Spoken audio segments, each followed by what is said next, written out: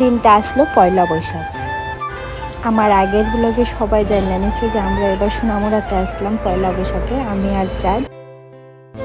এই দিনটায় সবাই যে যার যার মতো করে ঠাকুর বাড়িতে যায়, তো আমরাও সকালে ঘুম থেকে ওইটা ঠাকুর বাড়িতে যাই, কালী বাড়িতে যাই, স্নান কইরা ঠাকুরের কাছে যাই প্রথমে। তো আমি এই থালাটাই প্রথম গুছাইতেছিলাম। আমরা যে কালীবাড়িতে যাই, এই কালীবাড়িটা আমরা কাকুতারার নিজস্ব কালীবাড়ি। এটা লোকালয় থেকে একটু বাইরে প্রতিষ্ঠিত একটা কালী মন্দির। এখানে বিশাল বড় একটা বটগাছ আছে, বিশাল বড়।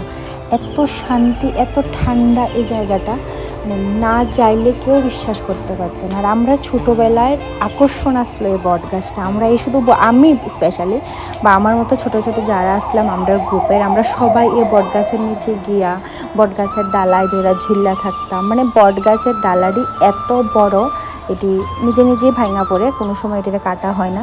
ডালাটি রীতিমতো নিচে লাইগা মাটির মধ্যে আবার এটি গাছের মতো হয়ে গেছে, তোমরা দেখলে বুঝতে পারবে। এখানে আছে শীতলা মা আছে, তারপর শিব ঠাকুর আছে, তারপর কালী মা আছে। আর এই যে জায়গাটা দেখতেছো, এটা সেই ছোটোবেলার থেকে আমার আকর্ষণ। এটার মধ্যে ছোটোবেলা কত কি ভাবতাম, এটার মধ্যে কি আছে, গাছের গোড়াটার মধ্যে একটা অনেক বড় সুড়ঙ্গর মতো। এটা দেখার লেগে ছোটোবেলা কি কি ভাবতাম, এটার ভিতরে কি আছে না আছে, এখনও আমি ভাবি এটার ভিতরে আসলে কি আছে।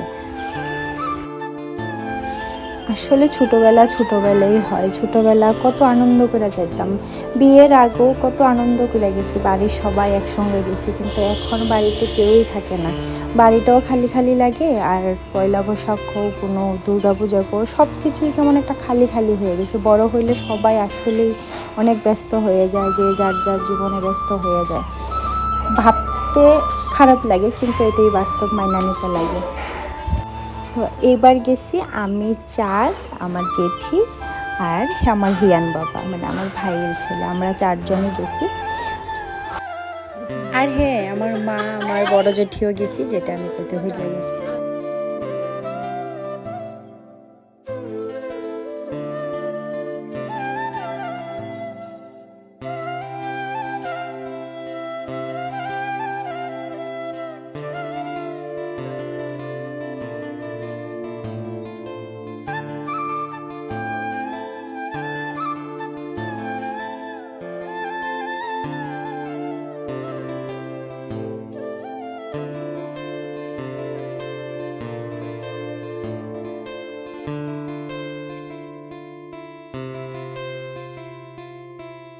আর এবার আমার হঠাৎ ইচ্ছা হয়েছে যে শিলপাটাতে মশলা করে তারপর চিকেন রান্না করুন, তাও বাবার লেগে।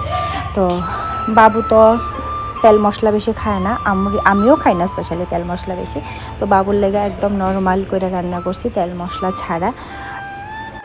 আসলে এগুলো ক্লিপ রাখা মানে একটা স্মৃতি ধরে রাখা, যেটা আমরা মাথায় রাখলে কিন্তু বেশি দিন আমরা স্মৃতিচারণ করতে পারি না। কিন্তু যদি একটা ব্লগের মাধ্যমে তুলে রাখি, হয়তো কোনো একদিন আবার মনে পড়ে। আমার বাবা কিন্তু ভীষণ ক্যামেরা শাই মানুষ, কিন্তু আমার ওই দিন দেখতেছি যে একটু ভাল লাগতেছে তাইনের কাছেও, হয়তো তাইনে কোনো দিনও ঝাল খায় না, ওনার আদার ঝালও ঝাল লাগে, কিন্তু এই মানুষটা লঙ্কা খায়। এই জিনিসটি মনে রাখার মতো না, তাই আমি ছোটো ছোটো ক্লিপ নিয়ে সব কিছু মেমোরি রাখার চেষ্টা করি। তো তোমরা ভালো থেকো সবাই, সবাই অনেক ধন্যবাদ।